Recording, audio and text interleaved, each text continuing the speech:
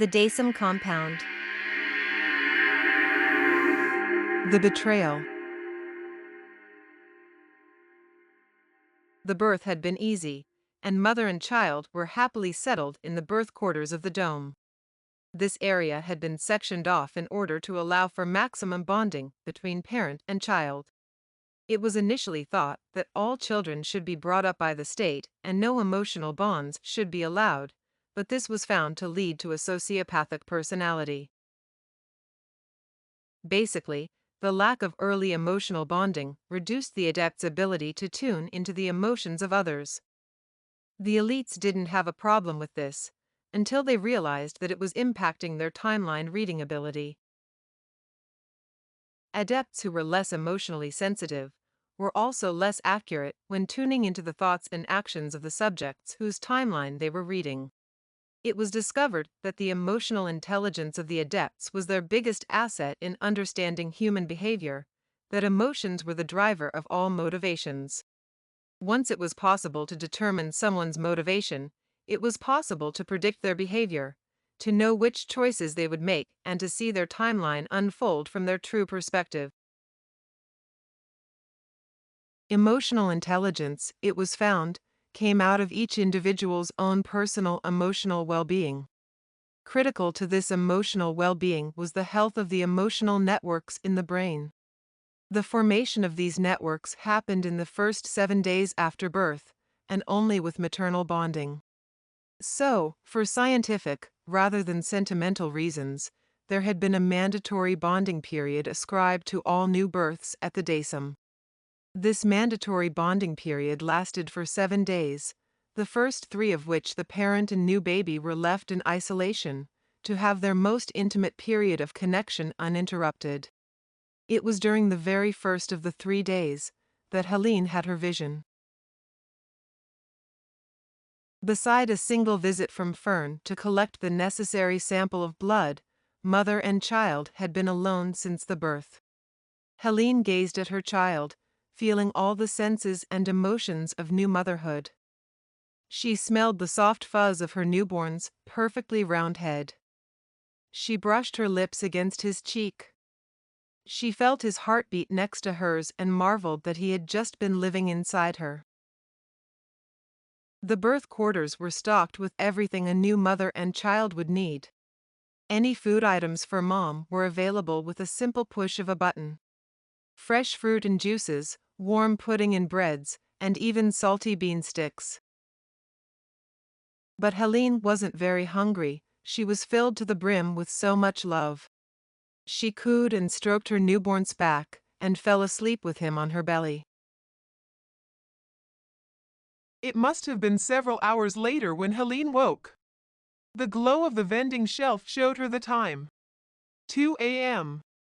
She felt her newborn breathing deeply and slowly on her chest, but her own heart started to race.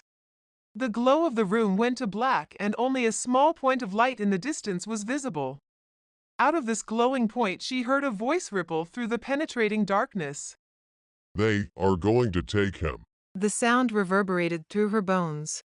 Helene's body was paralyzed, she couldn't move to even look towards the door. There was a sense of impending doom. She knew the feeling of danger.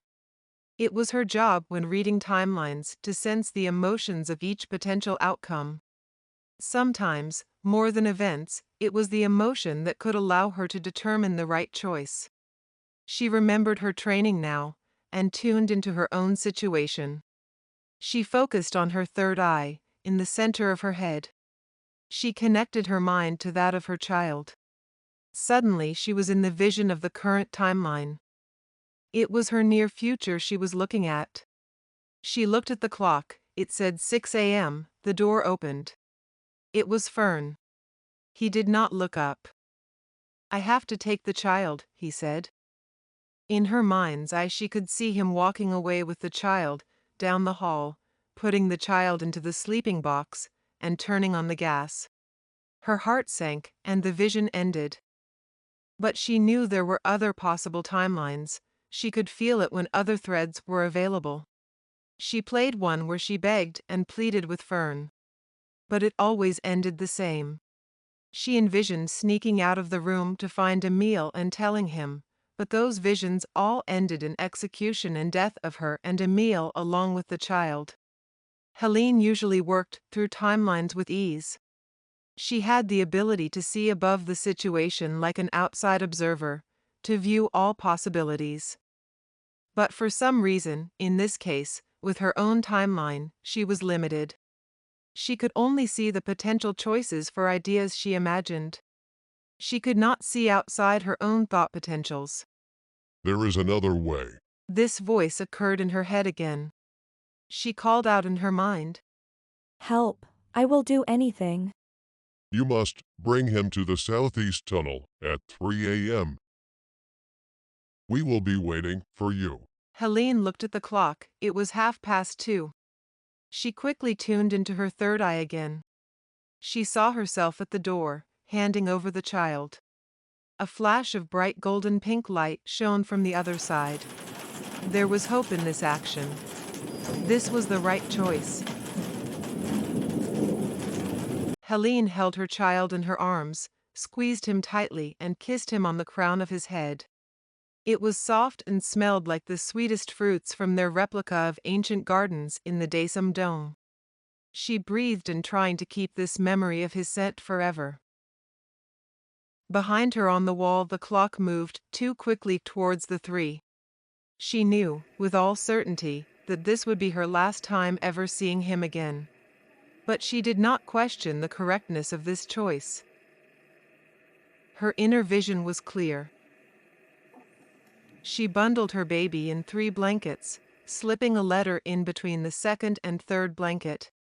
It described the Daysum and asked the bearer to take care of the child and protect him from harm. It said, never let the child's origins be known. And above all, never try to bring him back to the Daysum.